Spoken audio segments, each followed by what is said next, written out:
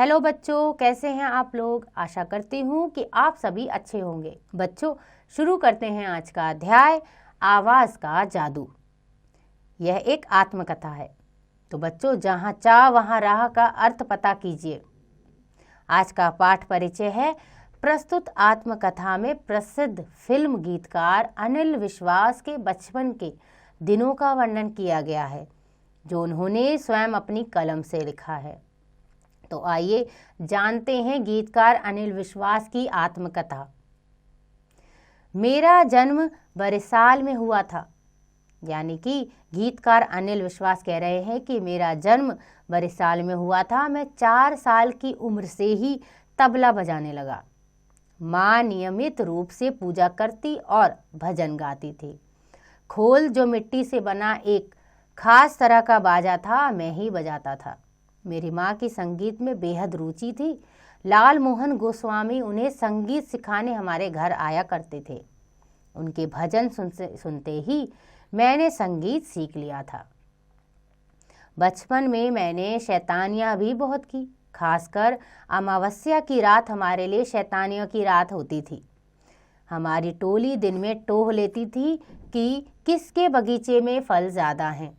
फिर रात में सब मिलकर वहाँ धावा बोलते थे।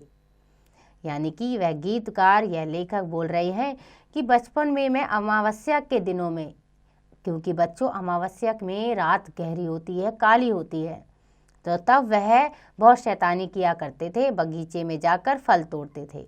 आगे लेखक कहते हैं, 11 साल की उम्र में ही मैं क्रांतिकारियों के संपर्क में आ गया था। यानी कि मेरा संपर्क हो गया था क्रांतिकारियों के साथ। किंतु क्रांतिकारी बच्चों वह होते हैं जो लड़ाई में भाग लेते हैं। क्रांतिकारी दल में सक्रिय रहने के साथ साथ पढ़ाई में भी अव्वल रहता था। एक बार क्रांतिकारियों का साथ देने के लिए छोटी उम्र में जेल भी जाना पड़ा। जेल से छूटने के बाद भी जब पुलिस बहुत तंग करने लगी तो एक दिन मैं घर से भाग निकला। पास में सिर्फ थोड़े से पैसे थे। जब भूख से लड़ना कठिन हो जाता था तो 1 पैसे के मुरमुरे ले लेता और ऊपर से पानी पी लेता। कई दिन उसी तरह गुजरे। आखिर हालत यह हुई कि जेब एकदम खाली हो गई। एक दिन कोलकाता में भटकते हुए एक ढाबे के सामने जा खड़ा हुआ। क्यों भाई, कुछ कामकाज है? पूछने पर ढाबे के मालिक ने सिर से पांव तक देखा। कुछ हैरान होकर वह बोला, कामकाज तो है, तुम करोगे? मैंने सिर हिलाया, हाँ करूँगा। मालिक तुरंत बोला, लेकिन 2 वक्त का खाना छोड़कर पैसे वैसे कुछ नहीं मिलेंगे। यानी कि ढाबे के मालिक ने लेखक को कहा कि काम तो मैं दे दूंगा, लेकिन सिर्फ खाना दूंगा, पैसे नहीं दूंगा। और हाँ, काम खत्म करके यही ढाबे के सामने सो सकते हो। ढाबे के सामने एक पोखर था। उसी के किनारे बैठकर मैं बर्तन मांजता था। रात के वक्त बर्तन मांजते मांजते बरिसाल का नदी तट याद आ जाता। तब मैं अपनी किसान वाली आवाज़ में गाना शुरू कर देता। एक दिन एक व्यक्ति ने मुझसे पूछा, रात के वक्त पोखर के किनारे बैठकर तुम ही गाते हो? वह जादूगर मनोरंजन सरकार था, जो ढाबे का स्थायी ग्राहक था। यानी कि वो ढाबे पर अक्सर आता रहता था। उसने कहा, मेरे एक मित्र हैं, सामने वाली कोठी में रहते थे, वहीं पूछ रहे थे, कह रहे थे कि कोई लड़का वहाँ बहुत उदास स्वर में गाता रहता है। वे तुम्हारा गाना सुनने के लिए हर रोज़ बरामदे में कुर्सी डालकर बैठ जाते हैं। एक दिन खाना खाने के बाद मनोरंजन बाबू ने पूछा, एक महफिल होने वाली है अनिल, वहाँ चलेगा मेरे साथ? मैंने कहा, चलना तो चाहता हूँ, मगर मेरे पास धोती कुर्ता नहीं है, पैरों में चप्पल भी नहीं है। आखिर मैंने अपनी बनियान को साबुन से रगड़ रगड़ कर धोया। अपने मित्र पन्ना से धोती कुर्ता मांगा और नंगे पांव चल पड़ा मनोरंजन के सरकार के साथ।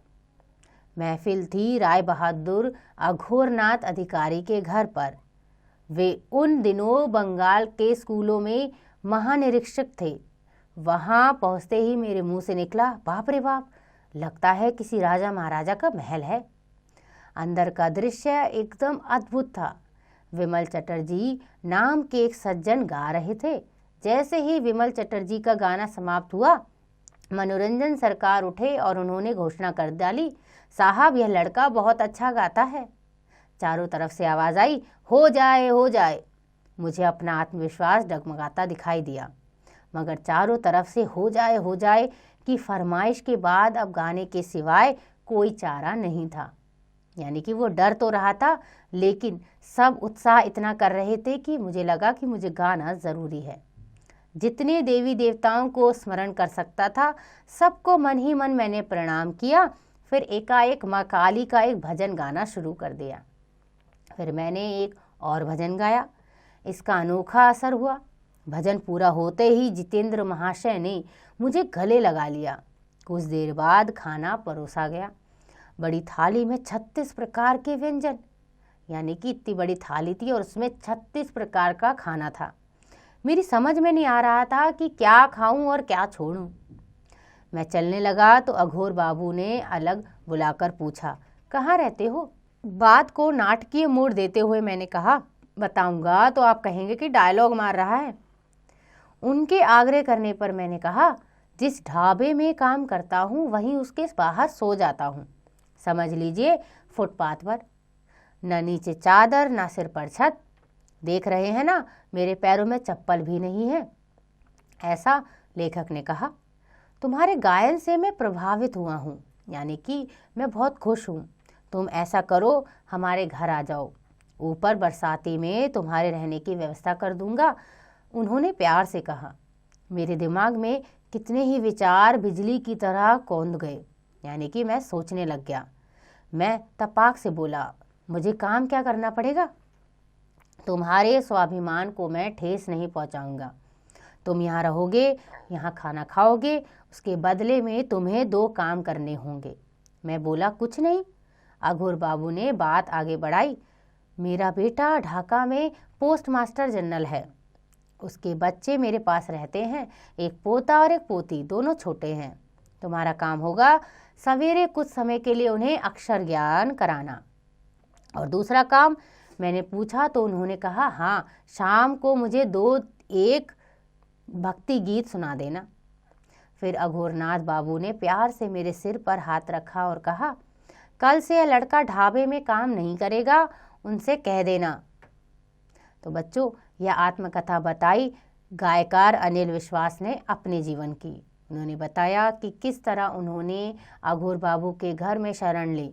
पहले वह ढाबे में काम करते थे और फुटपाथ पे ही सोते थे, लेकिन गीत गाना उनकी कला बन गई और आगे चलकर वह एक गीतकार बने। आशा करती हूँ कि आपको यह अध्याय समझ आ गया होगा।